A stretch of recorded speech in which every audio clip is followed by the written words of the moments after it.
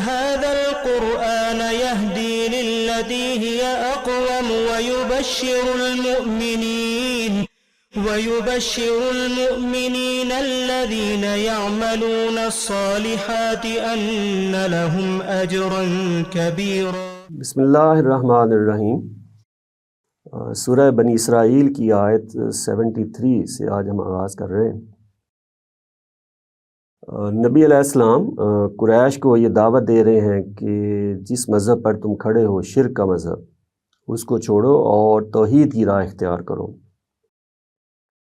پورا قرآن مجید جو ہے اسی دعوت پر مشتمل ہے، لیکن ان کی طرف سے یہ تقاضا یہ ہو رہا ہے کہ اس دعوت میں کچھ نرمی پیدا کریں. یعنی جو بات آپ منوانا چاہ رہے ہیں، اب اس میں جس سختی کے ساتھ ہم سے معاملہ کیا جا رہا ہے کہ بھی ایک ہی خدا کو ماننا ہے، اس میں کچھ گنجائش پیدا کریں.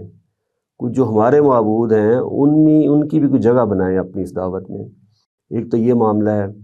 دوسرا یہ جو ہے اور خبردار کیا جا رہا ہے کہ اگر نہیں مانو گے، رسول آگے ہیں تو یہ غلبہ پائیں گے رسول اور تم مغلوب ہو جاؤ گے. تو یہ کشمکش وہاں جاری ہے. تو ادھر سے معاملہ یہ ہے کہ نبی علیہ السلام اور آپ کے اصحاب وہ ظاہر خیر خواہ ہیں، وہ دعوت کا معاملہ خیر خواہی سے چل رہا ہے سارا، اور داعی جو ہے وہ حریص ہوتا ہے کہ وہ کسی طرح جو مخاطبین ہیں وہ حق کی طرف آ جائیں، وہ داعی کی بات مان لیں. اس لیے جب ان کی طرف سے یہ تقاضے ہوتے، کوئی نشانی دکھاؤ ہمیں، کوئی معجزہ دکھاؤ یا کچھ نرمی پیدا کرو دعوت میں، تو ادھر سے نبی علیہ السلام کے ہاں، نبی علیہ السلام کے اصحاب کے ہاں یہ بات ذہن میں پیدا ہو جاتی کہ اگر ان کو نشانی دکھا دی جائے، کوئی نرمی دکھائی جائے تو ہو سکتا ہے یہ مان لے آئیں. تو اس پس منظر میں یہ آیتیں نازل ہو رہی ہیں. فرمایا ہے جی وَإِنْ قَعَدُوا لَيَفْتِنُونَكَ، قریب تھا کہ یہ آپ کو فتنے میں ڈال دیتے.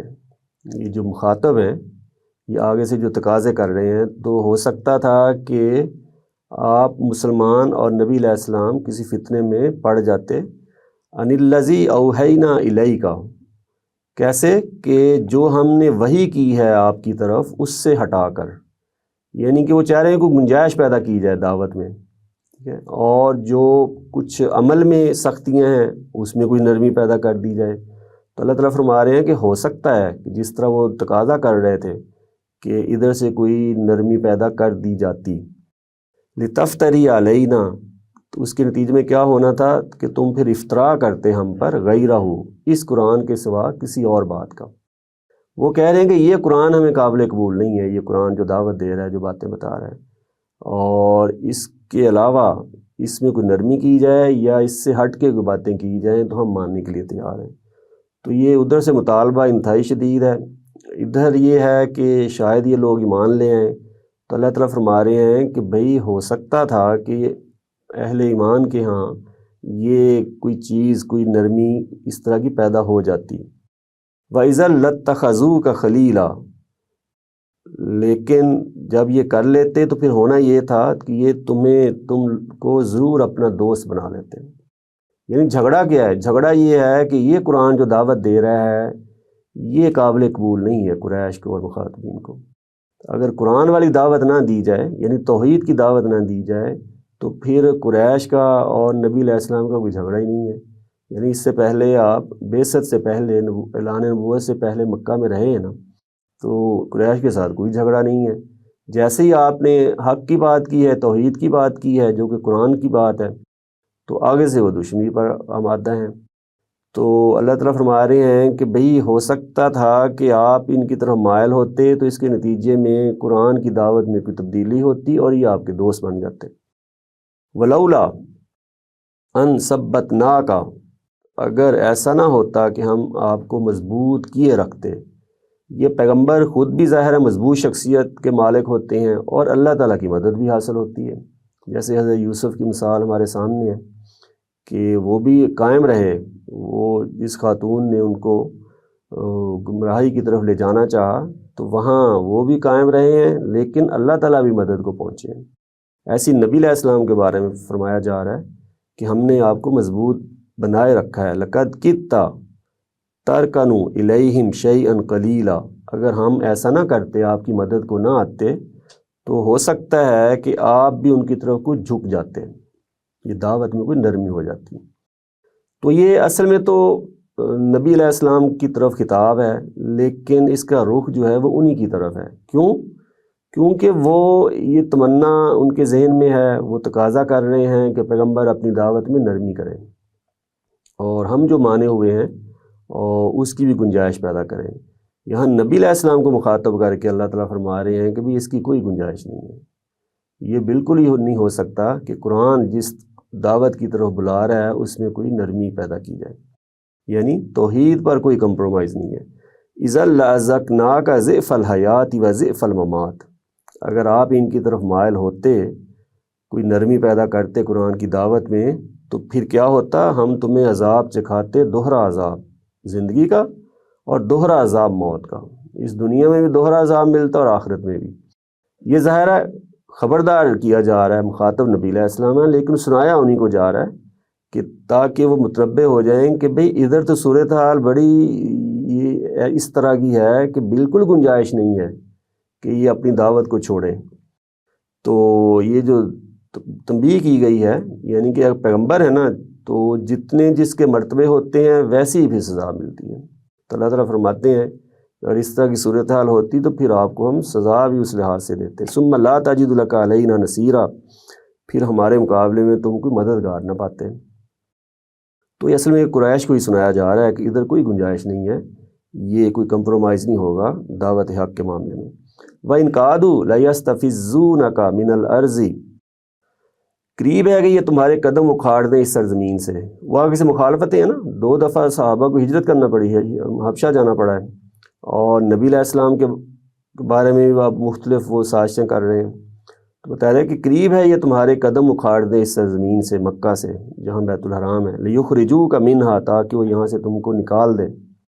وَإِذًا، اگر ایسا کیا انہوں نے، لَا يَلْبَسُونَ خِلَافَكَ إِلَّا قَلِيلًا، تو پھر تمہارے بعد یہ ٹھہر نہیں پائیں گے سوائے تھوڑی دیر کے۔ تو ایسے ہی ہوا، مدینہ کی طرف ہجرت کرنے پہ مجبور کر دیا گیا، اور کچھ عرصے بعد ایسا ہی ہوا کہ فتح مکہ کے موقع پر وہ نبی علیہ السلام اور آپ کے صحابہ کا غلبہ جو ہے وہ اس سرزمین پر ہو گیا، اور ان کے بارے میں بتا دیا گیا کہ یہ جہاں آپ ملیں ان کو ختم کر دیا جائے اور ان کو یہاں سے نکال باہر کیا جائے، اور بتا دیا کہ آئندہ سے یہ کوئی، یہاں پہلے اعلان کیا گیا کہ کوئی یہ جو اس حرم کے آس پاس آنے کی ہمت نہ کرے، اور پھر سورہ توبہ میں اعلان کر دیا گیا کہ ان کو زندہ رہنے کا بھی حق نہیں حاصل ہوگا۔ تو ابھی یہاں خبردار کیا جا رہا ہے کہ پیغمبر کو نکالنے کی کوشش کریں کہ نتیجہ یہ ہوگا، بالکل ایسے ہی ہوا۔ سنت من قد ارسلنا قبلک من رسلنا، یاد رکھو اس سنت کو ان کی جن کو ہم نے بھیجا تم سے پہلے اپنے رسولوں کو، یعنی جو پہلے رسول بھیجے ہیں ان کے ساتھ بھی اللہ کا طریقہ یہی رہا ہے کہ جب رسول کسی قوم کی طرف آتے ہیں تو جب کوئی قوم ان کو نکالتی ہے تو پھر ان پر عذاب آ جاتا ہے، وہ مغلوب ہو جاتے ہیں۔ ولا تجد لسنتنا تحویلا، اور تم نہیں پاؤ گے ہماری اس سنت کو کبھی ٹلتے، کہ یہ ہماری ہمیشہ سے سنت طریقہ یہی رہا ہے، اس میں کوئی تبدیلی نہیں آئے گی، اور ابھی بھی ایسے ہی ہے کہ اگر آپ کو یہاں سے نکال لیں گے تو یہ پھر خود بھی یہاں نہیں ٹک سکیں گے۔ چنانچہ یہ اس طرح کا مرحلہ ہے، تو اس کے لیے ثابت قدمی چاہیے اور خدا کے ساتھ مضبوط تعلق ہونا چاہیے۔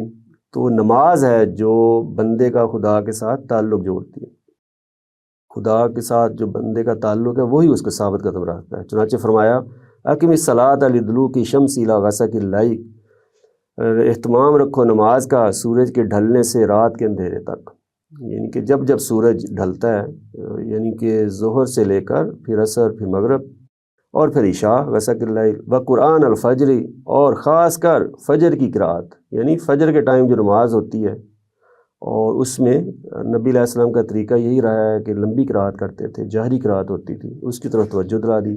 ان قرآن الفجر کان مشہودا، اس لیے کہ فجر کی قرأت روبرو ہوتی ہے، یعنی اس میں فرشتے موجود ہوتے ہیں، خود سننے کے لیے آتے ہیں، اور یہ بات روایتوں میں بیان ہوئی ہے۔ چونکہ قرآن مجید ہی ہے جس کی دعوت کی وجہ سے یہ سارے معاملات کشمکش برپا ہوئی ہے، اور اسی قرآن ہی کے بارے میں وہ کہہ رہے ہیں کہ اس کی دعوت جو ہے وہ تبدیل کرو، اس میں کوئی نرمی پیدا کرو۔ تو بتا دیا کہ یہ جو نمازیں ان سے آپ نے مضبوطی حاصل کرنی ہے، ثابت قدم رہنا ہے، اور فجر کے ٹائم خاص طور پر جو قرآن پڑھا جا رہا ہے تو توجہ دلا دی کہ قرآن مجید آپ کو ثابت رکھے گا۔ وَمِنَ اللَّيْلِ فَتَہَجَّدْ بِهِ نَافِلَةً لَكَ، اور رات کے ایک حصے میں بھی اسی طرح اٹھو، نافلۃً لک، یہ تمہارے لیے مزید برآں ہے۔ اللہ کے پیغمبر پر چھٹی نماز جو تہجد کی نماز ہے وہ فرض تھی، باقی امت پر یہ ذمہ داری نہیں ڈالی گئی، چونکہ آپ کی جو دعوت کا جو مشن تھا، آپ نے جس طرح ثابت قدمی دکھانی تھی اور آپ نے جو دعوت قرآن مجید کی بنیاد پر بیان کرنی تھی، اس میں لازم تھا کہ خدا کے ساتھ بھی آپ کا تعلق مضبوط ہو، اور اس قرآن مجید کا فہم بھی آپ کو اس درجے میں حاصل ہو کہ آپ اللہ تعالیٰ کا پیغام دوسروں تک پہنچا سکیں۔ چنانچہ اس ٹائم اٹھنا، رات کا آدھی رات یا اس سے کچھ کم یا اس سے زیادہ، اور پھر قرآن مجید پڑھنا ٹھہر ٹھہر کر، تو یہ دونوں چیزیں اس سے حاصل ہوتی تھیں۔ عسیٰ ان یبعثک ربک مقاما محمودا، تو چونکہ آپ کا ایک مشن تھا، آپ پر ذمہ داری بھی بڑی ڈالی گئی، اور اس کے لیے جو تیاری کا حکم دیا گیا وہ بھی آپ پر انتہائی شدید گویا کہ ایک طرح سے بوجھ ڈالا گیا۔ چنانچہ اللہ تعالیٰ فرما رہے ہیں کہ اگر آپ ایسا کریں گے تو امید ہے کہ تمہارا پروردگار تمہیں اٹھائے گا، ایسا اٹھانا جو محمود خلائق ہو، یعنی سب کہیں گے کہ ہاں یہ ہے مقام و مرتبہ، یعنی اللہ کے پیغمبر کو ایسا مقام و مرتبہ ملنے والا ہے جو ساری دنیا جو پکار اٹھے گی، یہ ہوتا ہے مقام و مرتبہ، یہ ہوتی ہے شان، اور یہ اس دنیا میں بھی حاصل ہوا۔ ورفعنا لک ذکرک، آپ کی دعوت جو ہے اس کو بلندی ملی، اور آپ کی شان جو ہے اس میں بے شمار لوگ کیسے آپ کی شخصیت کے ساتھ، آپ کے نام کے ساتھ شب و روز آپ کا نام جو ہے اس کا ذکر ہوتا ہے، اور آخرت میں بھی مقام محمود آپ کو ملے گا۔ وَقُلْ رَبِّ أَدْخِلْنِي مُدْخَلَ صِدْقٍ، پیچھے بتایا تھا کہ اگر آپ کو نکالیں گے تو پھر یہ ٹھہر نہیں سکیں گے، اس لگ رہا ہے کہ یہ ہجرت کا وقت آنے والا ہے، تو فرمایا کہ آپ دعا کرتے رہیں پروردگار مجھے داخل کر، عزت کا داخل کرنا، یعنی اس بستی سے جب میں جاؤں ہجرت کر کے دوسری جگہ تو وہ عزت کا میرا وہاں داخلہ ہو۔ وَأَخْرِجْنِي مُخْرَجَ صِدْقٍ، اور مجھے یہاں سے جو نکلنا ہو تو وہ عزت کا نکلنا ہو۔ وَاجْعَلْ لِي مِن لَّدُنْكَ سُلْطَانًا نَصِيرًا، اور میرے لیے اپنی طرف سے قوت و اقتدار کو میرا مددگار بنا دے، یعنی مجھے اقتدار عطا فرما، مجھے قوت دے، اس سے میری مدد کر۔ وَقُلْ جَاءَ الْحَقُّ، اعلان کر دو کہ حق آ گیا، وَزَهَقَ الْبَاطِلُ، اور باطل مٹ گیا، إِنَّ الْبَاطِلَ كَانَ زَهُوقًا، باطل تو تھا ہی مٹنے والا۔ یہ ابھی مکہ میں یہ اعلان کیا جا رہا ہے، اور معلوم ہے کہ فتح مکہ کے موقع پر نبی علیہ السلام یہ آیت پڑھتے جا رہے تھے، اور بیت اللہ میں جو مختلف بت انہوں نے بنا کے رکھے ہوئے تھے ان کو توڑتے جا رہے تھے۔ وَنُنَزِّلُ مِنَ الْقُرْآنِ مَا هُوَ شِفَاءٌ وَرَحْمَةٌ لِّلْمُؤْمِنِينَ، وہ کہہ رہے ہیں کہ یہ قرآن بدلو، اللہ طرف ہمارے ہیں کہ ہم جو نازل کر رہے ہیں اس قرآن میں وہ کچھ نازل کر رہے ہیں جو شفا ہے اور رحمت ہے اہل ایمان کے لیے، وہ اس سے متنفر ہو رہے ہیں، بیزار ہو رہے ہیں کفار مشرکین، اور اہل ایمان کے لیے قرآن مجید یہ شفا ہے۔ ہر طرح کی بیماریاں جو ہماری نفسیاتی امراض ہیں، جو ہمارے خیالات پیدا ہوتے ہیں، جو ہمارے جو علمی مسائل ہیں، ان سب میں اس طرح کے جو امراض ہیں اس کے لیے قرآن مجید شفا فراہم کرتا ہے، اور یہ رحمت کا باعث اس دنیا میں بھی، اور اس کا نتیجہ بھی رحمت کی شکل میں نکلے گا۔ وَلَا يُرِيدُ الظَّالِمِينَ إِلَّا خَسَارًا، اور نہیں یہ بڑھا رہا ان ظالموں کو مگر خسارے میں۔ قرآن مجید ظالموں کو کے خسارے میں اضافہ کر رہا ہے، اہل ایمان کے لیے شفا اور رحمت ہے۔ وَإِذَا أَنْعَمْنَا عَلَى الْإِنسَانِ أَعْرَضَ، جب انسان کو نعمت دیتے ہیں تو اس سے اعراض کرتا ہے، خاص وہ انسان جو سامنے موجود ہے۔ وَنَأَىٰ بِجَانِبِهِ، اور وہ اپنا پہلو بدل لیتا ہے۔ وَإِذَا مَسَّهُ الشَّرُّ كَانَ يَئُوسًا، جب اسے کوئی مصیبت پہنچتی ہے تو مایوس ہو جاتا ہے۔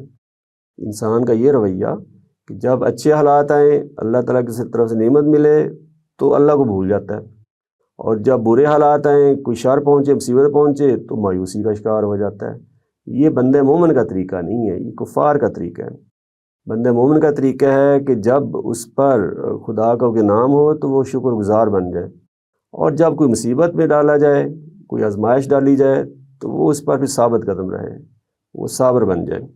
کل کہہ دو، کل یعمل علی شاکلتہ، کہ ہر آدمی عمل کر رہا ہے اپنے طریقے پر، اہل ایمان کا طریقہ اپنا ہے، وہ اس قرآن سے شفا لے رہے ہیں، قرآن ان کے لیے رحمت بن رہا ہے، وہ کوئی ان کو نعمتیں ملتی ہیں تو شکر گزار ہو جاتے ہیں، کوئی مصیبت پڑتی ہے تو وہ ثابت قدم اور صابر رہتے ہیں، اور کفار اس کے برعکس دوسرا رویہ اپنا رہے ہیں، ہر کوئی اپنے طریقے پر عمل کر رہا ہے۔ فَرَبُّكُمْ أَعْلَمُ بِمَنْ هُوَ أَهْدَىٰ سَبِيلًا، تمہارا پروردگار خوب جانتا ہے ان لوگوں کو جو راستے کے اعتبار سے ٹھیک راہ پر ہیں، یعنی جن کا راستہ بالکل ٹھیک ہے، وہ ہدایت پر ہیں، وہ اللہ تعالیٰ کو معلوم ہے۔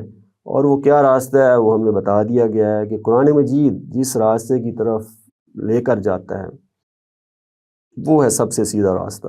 تو جو پچھلی آیات میں بھی بتایا گیا کہ قرآن مجید کی دعوت اس پر کوئی کمپرومائز نہیں ہے، اور جو قرآن مجید پر کھڑا ہے وہ قرآن مجید سے وہ شفا بھی پائے گا، قرآن اس کے لیے رحمت بھی بنے گا، اور جو قرآن مجید کے راستے پر چل رہا ہے وہی اصل میں سیدھی راہ ہے، اور اسی کے نتیجے میں اللہ تعالیٰ کی رحمت پھر آخرت میں بھی اس پر نازل ہوگی۔ وآخر دعوانا الحمد للہ رب العالمین۔